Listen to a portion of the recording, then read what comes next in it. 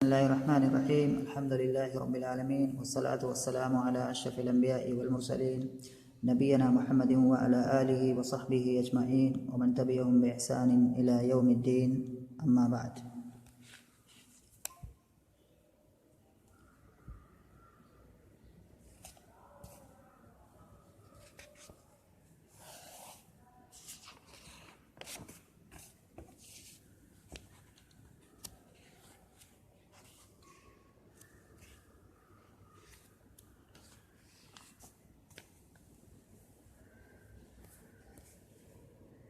پڑے گا ٹھیک ہے. پھر سے جلدی سے ریپیٹ کرتا ہوں، ویڈیو چالو ہی نہیں ہوا تھا وہاں پر. تو یہاں پڑھتے ہیں کہ رشید جلدی سے رشید الامری وہ درست معاملات والے تھے، سکون اور وقار ان کی زبان اور دل سے ٹپکتا تھا. جو آدمی ان کو دیکھتا وہ سمجھ جاتا کہ ان کو اسلام کو مضبوط بنانے کے لیے پیدا کیا گیا ہے. اور وہ اللہ تعالیٰ کی قسم ہم میں سے سب سے بڑے سخی تھے اور اپنی مثال آپ تھے. انہوں نے چیزوں کے لیے اسی کے جیسی تیاری کر رکھی تھی یا تیاری کر کے رکھتے تھے. ان کا اسلام لانا فتح تھا اور ان کا ہجرت کرنا اسلام کے لیے مدد تھی، یا ان کا اس ہجرت کرنا یہ مدد تھی اسلام کے لیے. وکانت امارتہ رحمہ اور ان کی خلافت رحمت تھی. ان کی جو خلافت تھی یہ رحمت تھی. وکان حصنا حصینا للاسلام اور وہ اسلام کے لیے، حصن کے معنی قلعہ جمع حصون، اور وہ اسلام کے لیے، اور حصین کے معنی متین یا مضبوط، تو کہتے ہیں الحصن الحصین یعنی کہ مضبوط قلعہ. تو وہ اسلام کے لیے ایک مضبوط قلعہ تھے. جیسے کہ قلعہ کیا ہوتا ہے، قلعہ کو بنایا جاتا ہے عموماً حفاظت کے لیے. پہلے کے جو بادشاہ ہوا کرتے تھے وہ سب قلعہ بناتے تھے، بڑے بڑے جو قلعے ہوتے ہیں، آج بھی قلعے موجود ہیں سب دلی میں بلال قلعہ. اور تو اسی کے اندر کنارے سے کیا ہے، بہت اونچی اونچی دیواریں ہوتی ہیں، اور اندر جتنے بھی سارے ہوتے ہیں آفس ہیں اور بادشاہ کے بیٹھنے کی تمام چیزیں ہوتی ہیں، اور باہر سے بہت زیادہ حفاظت ہوتی ہے بہت. تو یہ چیز مانی جاتی ہے حفاظت کے لیے قلعہ جب کہا جاتا ہے، یعنی کہ جس میں آدمی محفوظ ہوتا ہے. تو کہہ رہے کہ وکانا حصنا حصینا للاسلام، اور وہ اسلام کے لیے ایک مضبوط قلعہ تھے. تو ایک قلعہ جو ایسے ہوتا ہے جو لوگوں کی حفاظت کرتا ہے دشمنوں سے، تو ایسے ہی وہ اسلام کے لیے ایک محافظ تھے جو کہ کیا ہے، دشمنوں سے کیا ہے، اسلام کی حفاظت کرتے تھے. ٹھیک ہے. تو وکان حصنا حصینا للاسلام، اور وہ اسلام کے لیے ایک مضبوط قلعہ تھے. راوی کہہ رہے ہیں مازلنا اعزتا منذ اسلم. عزیز کی جمع اعزہ ہے یہاں پر، جس کا معنی ہوتے ہیں غالب، جو غالب ہو، مطلب برتر ہو، فاتح ہو، ان تمام معنوں میں. تو مازلنا اعزتا منذ اسلم، جب سے انہوں نے اسلام لایا تب سے ہم برابر غالب رہے. راوی کہہ رہے ہیں مازلنا، مازلہ فعل ناقصہ میں سے ہے، نا جو ضمیر لگی ہوئی ہے وہ اس کا اسم ہے، اعزتاً اس کی خبر ہے. تو مازلنا اعزتاً منذ اسلم، جب سے انہوں نے اسلام لایا تب سے ہم برابر غالب رہے اور برتر رہے. استخلف فاقام، ان کو خلیفہ بنایا گیا. استخلفہ معنی ہوتا ہے خلیفہ بنانا. تو استخلف انہیں خلیفہ بنایا گیا. فاقام پس وہ راہ راست پر رہے یا راہ راست پر وہ چلے. فاقام یعنی کہ انہوں نے اقامہ، یہاں پر دو چیز ہے، اقامہ ہے اور استقامہ ہے. تو اقامہ کے معنی ہوتا ہے راہ راست پر چلانا، اور استقامہ معنی ہوتا ہے بذات خود راہ راست پر چلنا. تو یہاں پر فاقام واستقام، اور پھر انہوں نے لوگوں کو سیدھا کر کے رکھا، یعنی کہ لوگوں کو سیدھے راستے پر چلایا یا لوگوں کو راہ راست پر چلایا. واستقام اور بذات خود بھی سیدھا رہے، یعنی کہ بذات خود راہ راست پر چلے. حتی ضرب الدین بجرانہ، یہاں تک کہ دین غالب آ گیا، یہاں تک کہ دین مضبوط ہو گیا. یہاں پر جو کہ تعبیر ہے ضرب الدین بجرانہ، ایک طرح سے یہاں پر تشبیہ جیسے کہ ہوتا ہے، جیران کہتے ہیں، جیرانن یہ کہتے ہیں اونٹ کی جو گردن کا جو اگلا والا حصہ ہوتا ہے اس کو جیران کہتے ہیں۔ تو اصل میں جب اونٹ بیٹھ جاتا ہے اور بالکل وہ ایک دم اچھے سے بیٹھ جاتا ہے، بالکل وہ مطمئن ہو جاتا ہے، تو وہ اپنی گردن کا وہ اگلا حصہ زمین پر رکھ دیتا ہے، تو کہیں گے ضرب الجمل بجرانہ علی الارض، یعنی کہ ضرب الجمل بجرانہ، اونٹ نے اپنی گردن کو کیا ہے زمین پر رکھ دیا، یعنی کہ وہ ٹھیک سے اچھے سے بیٹھ گیا ہے، بالکل اطمینان سے بیٹھ گیا ہے۔ تو ایک طرح سے اس میں تشبیہ ہے، یعنی کہ اسلام کے بارے میں بات یہاں پر ہو رہی ہے، اونٹ کے بارے میں نہیں ہو رہی ہے، لیکن اسی اونٹ والی کیفیت سے تشبیہ کی، جیسے اونٹ جو بیٹھتا ہے تو وہ اس بات کی دلالت، اونٹ اپنی گردن رکھتا ہے تو اس بات کی دلالت ہوتی ہے کہ اونٹ بالکل اب اچھے سے بیٹھ گیا ہے۔ تو ایسے ہی اسلام کے بارے میں، یعنی کہ دین کے بارے میں، کہ دین بالکل اچھے سے کیا ہے غالب آ چکا تھا، یا بالکل دین اچھے سے کیا ہے مستقر ہو چکا تھا، ٹھیک ہے۔ تو کرے گا حتی ضرب الدین بجرانہ، اور یہ جیران ضرب بجرانہ کسی بھی چیز میں ہم اس کو استعمال کر سکتے ہیں، کہیں بھی اور دوسری چیزوں پہ بھی اسی مطلب الفاظ کو کسی اور بھی سیاق میں، جیسے کہ اصلاً تو یہ اونٹ کے لیے ہے، لیکن ایسے تمام چیزیں جہاں پر یہ بتلانا ہو کہ وہ چیز ابھی مستقر ہو گئی ہے، بالکل ٹھیک ہو گئی ہے، تو اس کو جو ہے ضرب بجرانہ اس سے ہم تعبیر کر سکتے ہیں۔ تو کہے کہ حتی ضرب الدین بجرانہ، یہاں تک کہ دین مضبوط ہو گیا، یا دین مستقر ہو گیا، یا اسلام مستقر ہو گیا۔ اس بات کہہ رہے ہیں کہ انما کان مثل الاسلام ایامہ مثل امر مقبل لم یزل فی اقبال، یقیناً اسلام کی مثال ان کے دنوں میں، یعنی کہ ان کی خلافت کے دنوں میں کس کے جیسی تھی، مثل امر مقبل لم یزل فی اقبال، ایک ایسی چیز کے مانند جو چیز اقبل یقبلو کے معنی ہوتا ہے آنا، یعنی کہ یا آگے بڑھنا، تو ایسی چیز کے مانند جو آگے بڑھ رہی ہو، ایک آگے بڑھنے والی چیز کے مانند، لم یزل فی اقبال، اور جو آگے برابر بڑھتی جا رہی ہو۔ تو اسلام ان کے ایام میں، یعنی کہ ان کے خلافت کے دنوں میں اسلام کیا تھا کہ وہ بالکل پیچھے نہیں جا رہا تھا، آگے بڑھ رہا تھا اور بڑھتا ہی جا رہا تھا۔ تو ان کے دنوں میں اسلام کی مثال بالکل ایک ایسی چیز کی تھی جو آگے بڑھ رہی ہو اور مسلسل بڑھتی ہی جا رہی ہو۔ تو یہ کہہ رہے ہیں اسلام ایسے ہی تھا ان کے دنوں میں، ان کی خلافت کے دنوں میں۔ کہہ رہے ہیں انما کان مثل الاسلام ایامہ مثل امر مقبل لم یزل فی اقبال، اسلام کی مثال ان کی خلافت کے دنوں میں ایک ایسی چیز کے مانند تھا جو چیز آگے بڑھ رہی ہو اور لم یزل فی اقبال، اور مسلسل بڑھتی جا رہی ہو، یا مسلسل کیا ہے آگے بڑھ رہی ہو۔ واضح ہے نا جی۔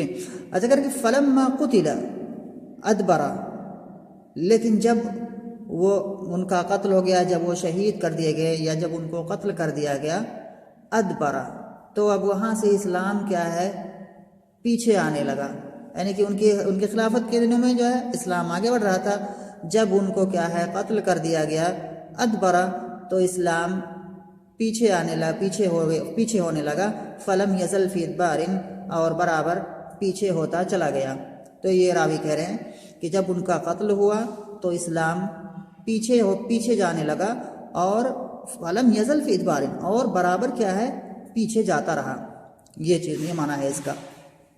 ادبرہ یعنی اقبلہ جو ہے، اقبلہ اور ادبرہ یہ دو الفاظ ہیں۔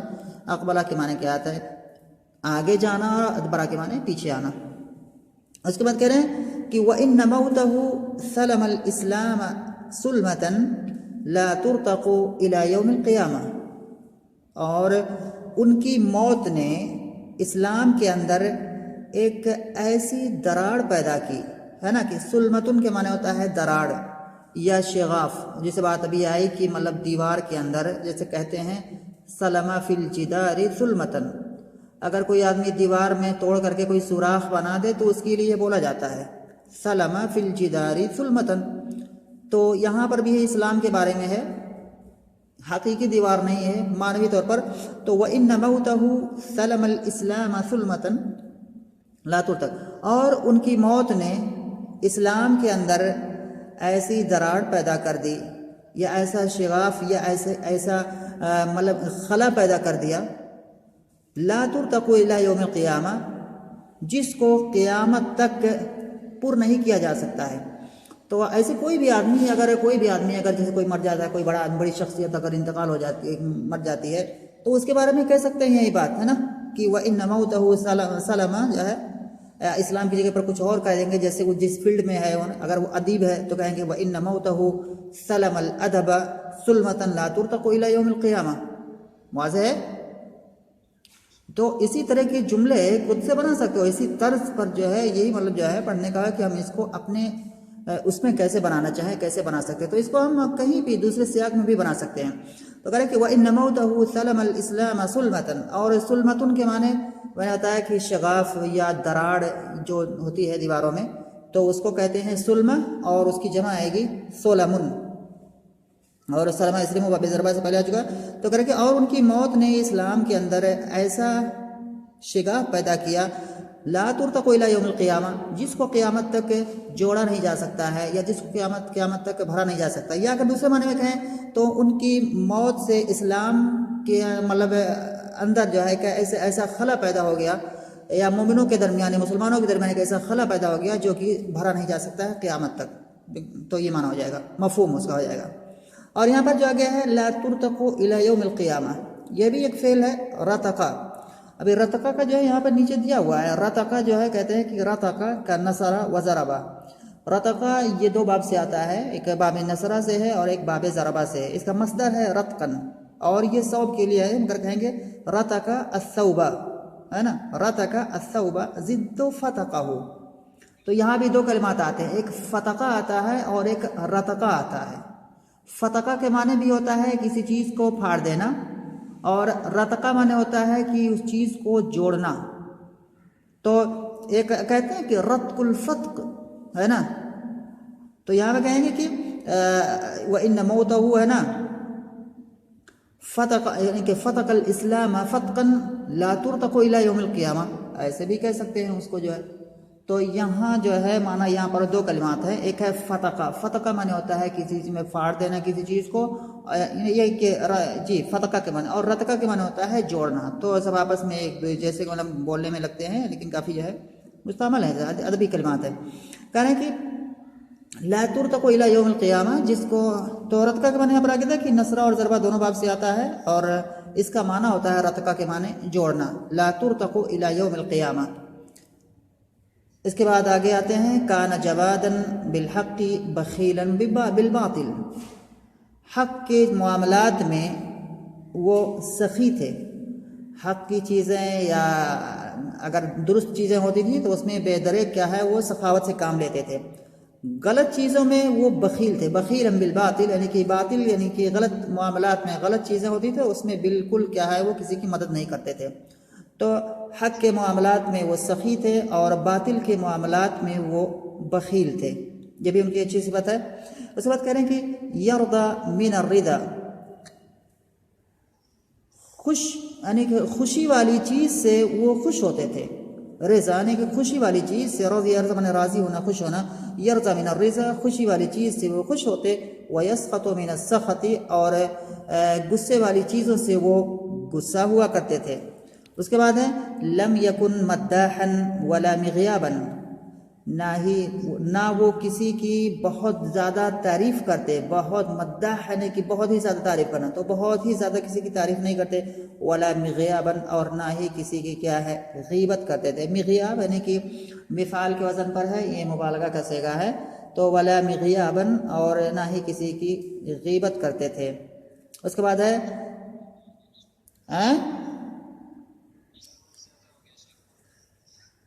ٹھیک ہے اوکے.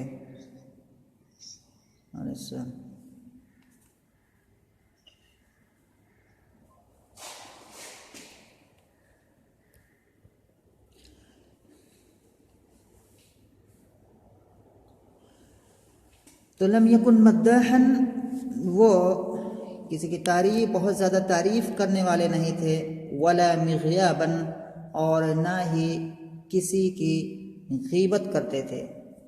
طیب الطرف عفیف الطرف، یہاں دھیان دینے کی ضرورت ہے۔ طیب الطرف عفیف الطرف، تو یہاں دو کلمات ہیں، پہلا والا پڑھا جائے گا الطرف اور دوسرا والا پڑھا جائے گا الطرف۔ دونوں کا معنی کیا ہوتا ہے؟ پہلے کا معنی جو ہے الطرف کا، اس کے معنی ہوتا ہے نگاہ، یعنی کہ نگاہ جس سے ہم دیکھتے ہیں، تو نگاہ، اور جمع ہے کہ اطراف، اور دوسرا والا جو طرف ہے اس کا معنی ہوتا ہے کنارہ، یا مراد ہے دامن، کپڑے کے نیچے جو کنارہ ہوتا ہے جو نیچے کی طرف لٹکتا ہے وہ ہوتا ہے مراد، اس کو دامن کہتے ہیں۔ تو یہاں پر طرف مانے کنارہ یعنی کہ دامن یہاں مراد ہے، تو طرف مانے کنارہ، جمع اطراف۔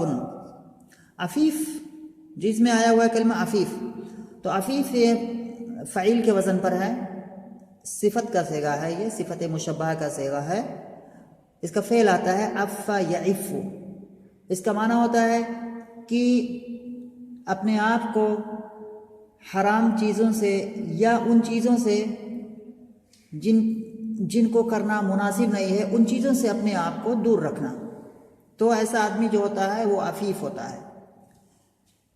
تو عفیفۃ مؤنث آئے گا عفیفۃ، مذکر آئے گا عفیف، عف یعف باب ضرب یضرب سے آتا ہے، تو مراد یہ کہ مطلب کسی حرام چیز یا غلط چیزوں سے اپنے آپ کو دور رکھنے والا وہ عفیف کہلاتا ہے۔ تو ایک معنی ہو جائے گا طیب الطرف، اچھی نگاہ والے تھے، طیب مانے اچھا، طرف کی مانے نگاہ، تو اچھی نگاہ والے تھے۔ اچھی نگاہ والے سے اس کا معنی کیا ہے؟ یعنی کہ اپنی نگاہ سے وہ کسی غلط چیز کو کیا ہے نہیں دیکھتے، یعنی کہ ان کی نگاہ ایسی ہوتی تھی کہ وہ کسی غلط چیزوں کی طرف وہ نہیں دیکھتی تھی، یہ معنی ہے، یعنی کہ اچھی چیزوں کی طرف ہی دیکھتی، بری چیزوں کی طرف وہ نگاہ نہیں دیکھتی تھی، تو یہ معنی ہو گیا طیب الطرف، اچھی نگاہ والے تھے۔ اس کے بعد ہے عفیف الطرف، طرف کے معنی بناتا ہے کہ کنارہ، یعنی کہ کپڑے کے نیچے جو کنارہ ہوتا ہے جو کہ نیچے لٹکتا ہے جس کو ہم دامن بھی کہتے ہیں، تو عفیف الطرف یعنی کہ عفیف معنی پاک، جو پاک باز ہو، پاک ہو، حرام یا غلط چیزوں سے دور رہنے والا ہو، تو یہاں پر ہے کہ عفیف الطرف، تو یہاں پر ہونا کہ عفیف الطرف اے عفیف طرفہ، یعنی کہ جن کا دامن پاک تھا، صاف ستھرا تھا، اس پر کوئی داغ اور کسی داغ اور دھبا نہیں لگا تھا، کسی غلط چیز کا جو ہے یا کسی برائی کا اس پر کیا، تو یہ ایک طرح سے کنایا ہوتا ہے، کسی کو کہتے ہیں کہ پاک دامن، لیکن جس کا دامن پاک ہو، اس پر کوئی دھبا نہ لگا ہو، یعنی کہ کنایا ہوتا ہے کہ اس نے کوئی گناہ نہیں کیا ہے، ایک دم اچھی چال اور اچھی چلن اور اچھی سیرت والا ہے، تو یہ معنی ہو جائے گا طیب الطرف، اچھی نگاہ والے تھے، عفیف الطرف اور پاک دامن تھے۔ اس کے بعد آگے کہہ رہے ہیں کہ وقافا عند کتاب اللہ، وقفہ یقفو کے معنی ہوتا ہے ٹھہرنا، رکنا، کھڑا ہونا، اور اسی سے اسم فاعل آئے گا واقف، اور واقف سے اگر ہم اس کے اندر مبالغہ کا معنی پیدا کریں تو اس کو ہمیں اوزان مبالغہ، جو مبالغہ کے بہت سارے اوزان ہیں ان کی طرف اس کو ہم کیا ہے منتقل کر دیں گے۔ تو یہاں پر جو ہے وقاف، وقاف یہ مبالغہ کا صیغہ ہے فعال کے وزن پر، یعنی کہ بہت زیادہ ٹھہرنے والا، بہت زیادہ رکنے والا، تو وقافا عند کتاب اللہ، اللہ تعالیٰ کی کتاب کے پاس وہ بہت زیادہ ٹھہرنے والے تھے یا رکنے والے تھے۔ یہ اس کا لفظی معنی ہو گیا، یعنی کہ اللہ تعالیٰ کی کتاب یا قرآن کو جو پڑھتے تھے تو اس میں بہت زیادہ غور و فکر کرنے والے تھے، تدبر و تفکر سے کام لینے والے تھے، تو یہ معنی یہاں تک ہو گیا وقافا عند کتاب اللہ۔ اور اس کے بعد پھر اور آگے کے جملہ آ رہا ہے وَكَانَ كَالطَّيْرِ الْحَضَرِيِّ الَّذِي كَأَنَّ لَهُ بِكُلِّ طَرِيقٍ شَرَكًا، یہاں اس کا اگر معنی کہ طیر کے معنی پرندہ، جمع طیور، اور حضر، حضر سے ہے حضری، اسی کی نسبت یعنی کہ چوکنا، اور شرک جو ہے اس کے معنی یہاں پر نیچے لکھا ہوا ہے حبائل الصید، یعنی کہ شکار کرنے کا جو جال ہوتا ہے اس کو شرک کہتے ہیں، جمع شرکن و اشراکن۔ ٹائم ہو گیا، انشاءاللہ پھر جو ہے اس کو آگے پڑھیں گے۔